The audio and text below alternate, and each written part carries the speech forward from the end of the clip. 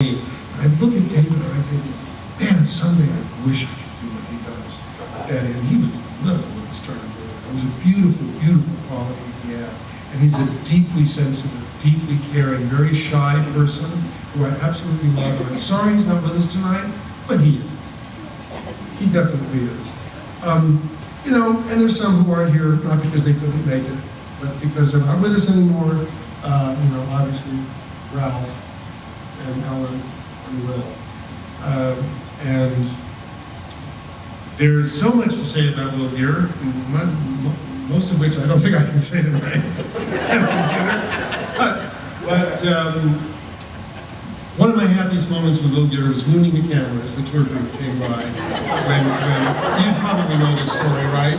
Yeah. Well, we were in Jacinto playing a scene, and they would bring the tours by in the you know, whatever they were, the trams, and this tour was coming along. We did this scene, and Will said, "Let's moon it." Come on. So we're in our swimming trunks.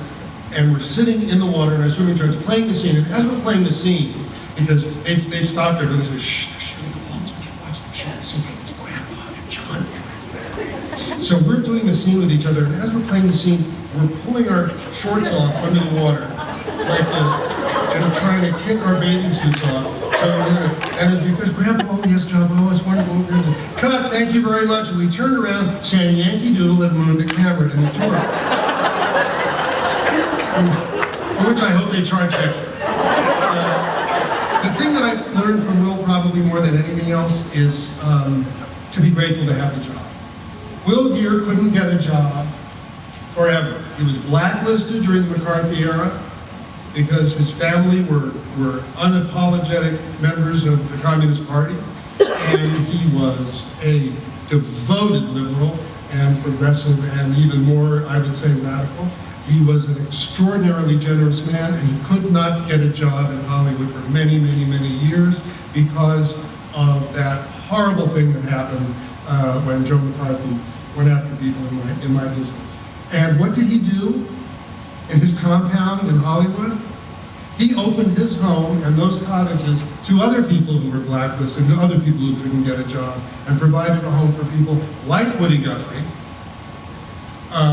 And really, without work, became a father and grandfather figure to so many people who could not get a job. And when he got that job, he came to work he knew how lucky he was and how happy he was to have that job. So when, as an overindulgent, you know, spoiled 21-year-old star of a television series, I'd go in and I'd forget how lucky I was to have this job, and I'd come to work and I'd think, and there would be Will throwing the wildflower seeds out onto the garden, which he always did because he planted Shakespeare gardens everywhere he went. Did you know that?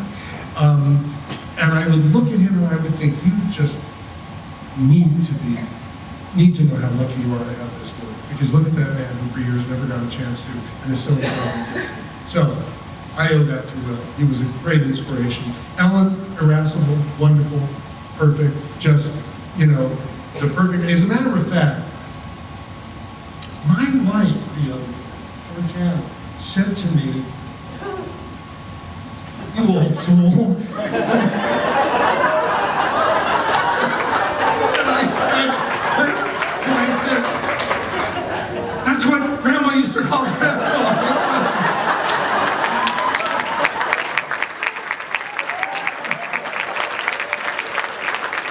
Are we there already? As the train arrived at the station, oh my God. No, well, she was great. And she wrote a novel, did you know that? Ellen Corby was a novelist. She wrote a novel that she devoted years and years and years to writing.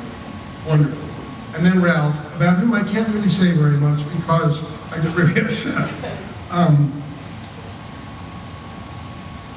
One of the things, and one of the things that you get to do when you're a child actor is you get to have parents who are actors, okay? You get to learn how to be an actor by acting with the people who play your parents. And usually the people who play your parents are older and more experienced and sometimes great and wonderful actors. I worked with Ralph very briefly in a movie called Last Summer, a scene that we had together that ended up not being in the picture. because none of the parent characters ended up in the picture. And it was the most devastating scene I think I ever played with an older actor, where I came home as a teenager and found my dad drunk on the street and took him into the house and put him to bed and undressed him again. And Ralph was so extraordinary because he knew how difficult it was. But Ralph, and I will say this about Michael too, that I'll get to you in a minute, was an uncompromisingly honest man as an actor. And I would watch him all the time in scenes, and I would think, Richard, are you telling the truth? Are you telling the truth here? Because if you're not telling the truth in the scene with Ralph, we're going to know you're not telling the truth, because Ralph is telling the truth. And he was uncompromising, and he was beautiful and kind, and he was also a minister. Did y'all know that? Presbyterian minister? Yeah. He married Michael and her husband. Did you know that? Yeah. Extraordinary man, and I miss him very, very much. Now, I've had some wonderful mothers, right? I had my own mother who, just, in spite of the story that I told you tonight, was, trust me, a terrific mom who I love very much. But you get these great parents, right? Olivia de Havilland, a mom of mine, Julie Harris, Geraldine Page, Barbara Bogettis, Patricia Neal, Joanne Woodward.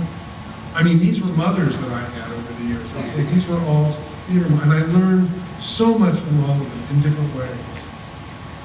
But I learned more, as far as I'm concerned, I have one mother, one acting mother, one show business mother, one theater, movie, television mother in my life, and that's Michael Lerner, who poured 500,000 cups of coffee until she refused to do it anymore. You think you were pouring a lot of coffee, turn me on. And managed, doing that, to give one of the most transparently beautiful performances I've ever seen by an actress in a role, certainly on television. The transparent honesty and shining spirit of her performance was, and I'm sure you didn't feel that way about what you were doing, because you were just going to work, like we all were. But it was so beautiful, so beautiful to watch her every day. Her kindness, her honesty, she and Ralph, I mean, you could not get away with any bullshit in front of the camera with her and with Ralph, because the dedication to clarity, simplicity, and honesty, they were the best acting lessons I ever learned, was to watch them work. And Michael is like a mother to me. You know, my mom's been gone for 30-some years. And if I'm going to pick up the phone and call a mom, I still have a mom. And I can pick up the phone and call her and be her son. And that happened just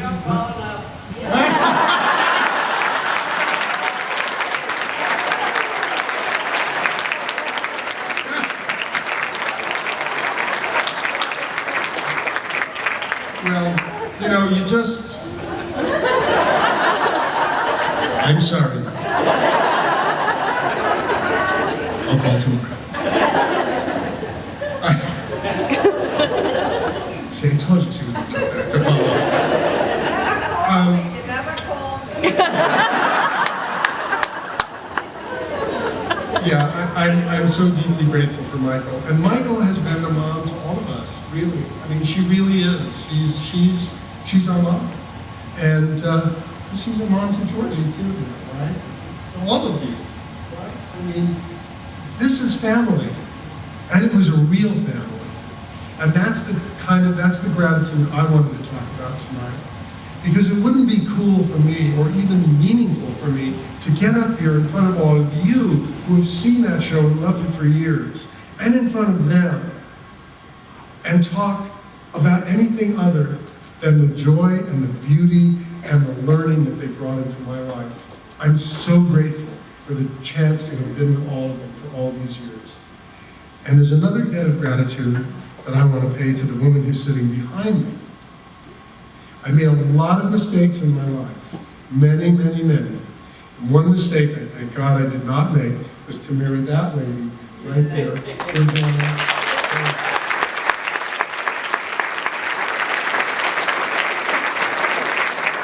By whom I was dragged kicking and screaming into a happier life. Truly, and you know it, right? I love you all so much. And I'm so grateful for all of you to have been here tonight. And I told you I didn't write anything, obviously, because I just ramble. But like cherry blossoms, you're all beautiful, and it's so brief. Appreciate it. And I love you all. And I just want to say, as I'd like to finish with Shakespeare, because what else can you finish with? As she says in Twelfth Night, I can no other answer make, but thanks and thanks. And I'm going to say one thing to y'all, and then I want you to say something back to me, and I'm not going to tell you what it is, because I don't have to. Good night, everybody.